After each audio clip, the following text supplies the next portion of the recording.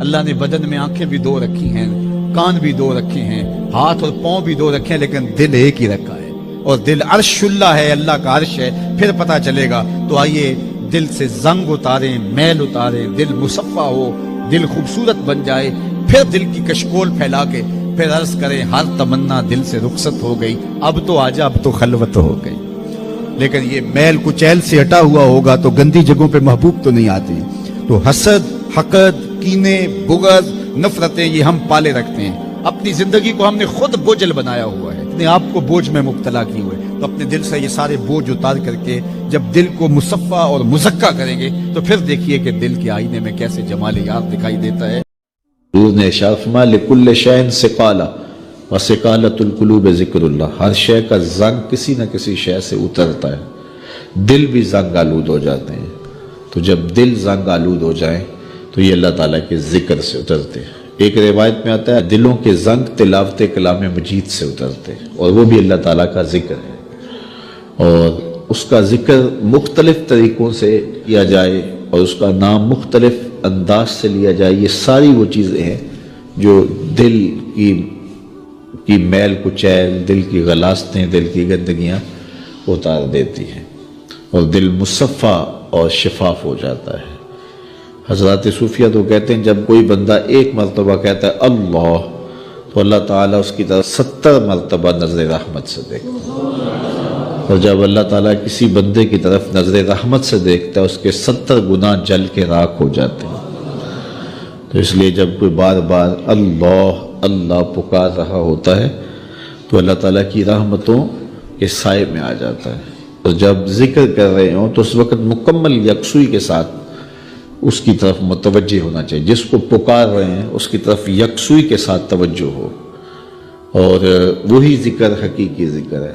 حضرت شیخ فرید الدین عطار علیہ رحمہ فرماتے ہیں ہر عضو بدن کا الگ ذکر ہے، زبان کا الگ ذکر ہے، آنکھوں کا الگ ذکر ہے، کانوں کا الگ ذکر ہے، ہاتھوں کا، پاؤں کا، دیگر اعضائے بدنیاں کا الگ الگ ذکر ہے۔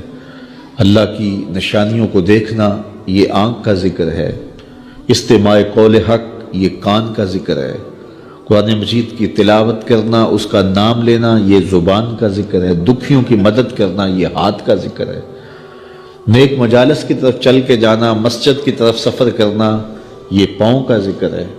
تو مختلف اعضائے بدنیاں کا مختلف ذکر ہے، اور ہر وقت جو ہے وہ ذکر کے اندر انسان لگا رہے اور رب کی یاد کے سائے میں اپنی زندگی گزارے۔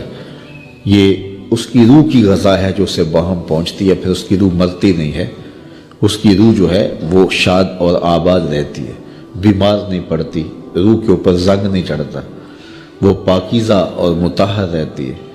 تو مجھے اور آپ کو اپنی روح کا سامان کرنا چاہیے، اور اللہ کا ذکر پوری یکسوئی کے ساتھ، پوری توجہ کے ساتھ، پورے انہماک کے ساتھ۔ ہمارے صوفیاء نقشبندیہ تو کہتے ہیں جب سالک کہے اللہ، تو جب یہ بندہ پکار رہا ہوتا ہے رب کو، تو رب بندے کی پکار کو سن رہا ہوتا ہے۔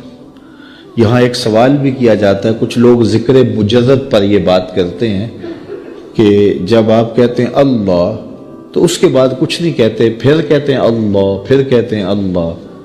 تو جب کسی کو پکارا جائے تو پھر اس کو غرض بھی بتائی جاتی ہے نا، آپ مجھے آواز دیں، میرا نام لے کے تو میں متوجہ ہو جاؤں گا آپ کی طرف، تو پھر آپ مجھے کچھ کہیں گے نا کہ جناب ہم آپ کے پاس آئے ہیں ٹائم لینے کے لیے یا کوئی اور غرض کے لیے، کسی اور مقصد کے لیے، تو وہ آپ غرض بتائیں گے مجھے۔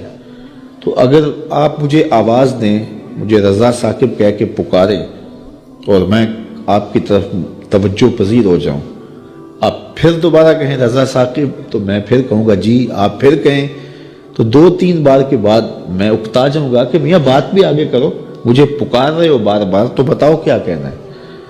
تو کچھ لوگ اس پہ قیاس کر کے وہ کہتے ہیں جب پکارا جاتا ہے اللہ تو اس کے بعد تم اپنی غرض ہی بیان نہیں کرتے، پھر کہتے ہو اللہ، پھر کہتے ہو اللہ، تو کچھ کہو بھی نا۔ تو ہم اس کا جواب یہ دیتے ہیں کہ میں اس لیے پوچھتا ہوں کہ میاں کس لیے مجھے آواز دی ہے مجھے پتہ نہیں، اس لیے میں پوچھتا ہوں۔ لیکن جب بیٹا، بچہ ماں کو کہتا ہے امی، تو ماں کو پتہ ہوتا ہے اسے دودھ چاہیے، سردی لگ رہی ہے، اسے لحاف چاہیے، اس نے واش روم میں جانا ہے، اس کی کیا ضرورت ہے؟ ماں کو پتر کی ضروریات کا پتہ ہوتا ہے، بیٹے نے صرف اتنا کہنا ہوتا ہے امی، آگے امی کو پتہ ہے اس کو کیا دینا ہے۔ تو بندے کا رب کو پتہ ہے اس کو چاہیے کیا، بندہ کہتا ہے اللہ، رب کو پتہ ہے میرے بندے کو کیا چاہیے۔ اے دلوں کو پھیرنے والے، میرے دل کو اپنے دین پہ ثابت رکھنا۔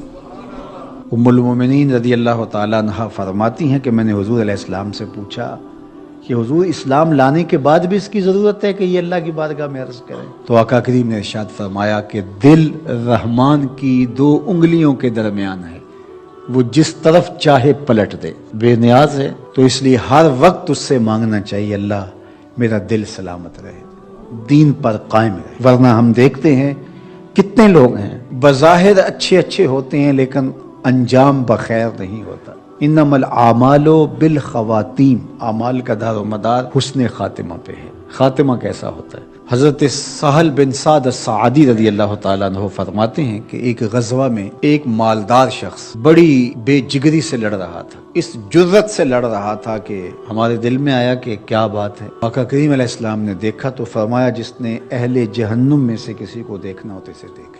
بڑی حیرت ہوئی، ایک صحابی کہتے ہیں میں اس کے پیچھے ہو گیا کہ حضور علیہ السلام نے جو فرمایا ہے کوئی وجہ ہوگی تو میں دیکھوں ماجرا کیا ہے۔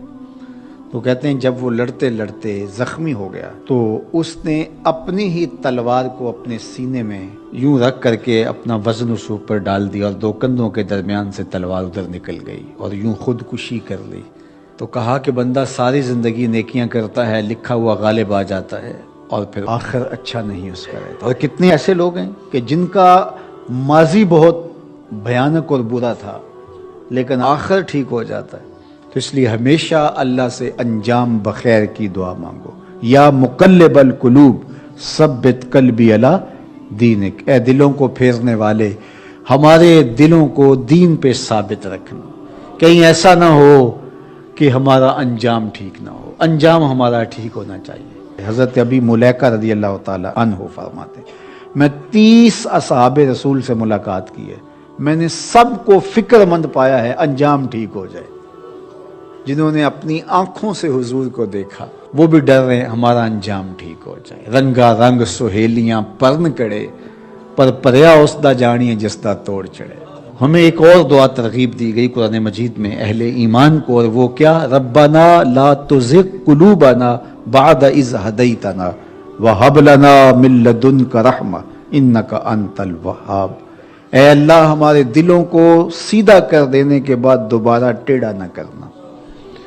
یہ دل سیدھے ہیں تو سیدھے ہی رہیں، یہ کبھی دوبارہ ٹیڑھے نہ ہوں۔ یہ نرم ہیں تو نرم ہی رہیں، کہیں پتھر نہ ہو جائیں۔ ایمان کے نور سے جگمگا رہے ہیں اللہ، یہ جگمگاتے ہی رہیں، کہیں دوبارہ ان میں ظلمتیں نہ آ جائیں۔ لا تزغ قلوبنا بعد اذ ہدیتنا، ہمارے دلوں کو سیدھا کر دینے کے بعد دوبارہ ٹیڑھا نہ کر دینا۔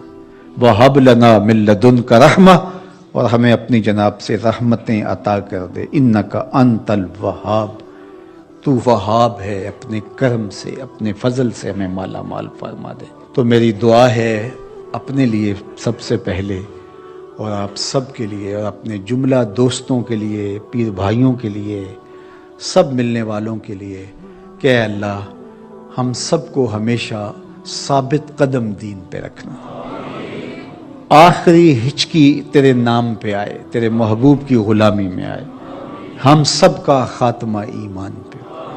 ایک ایک کر کے دوست ہم سے جدا ہو رہے ہیں، ہم بھی اس دنیا پہ مستقل رہنے والے نہیں ہیں، کوچ کر جانے والے ہیں۔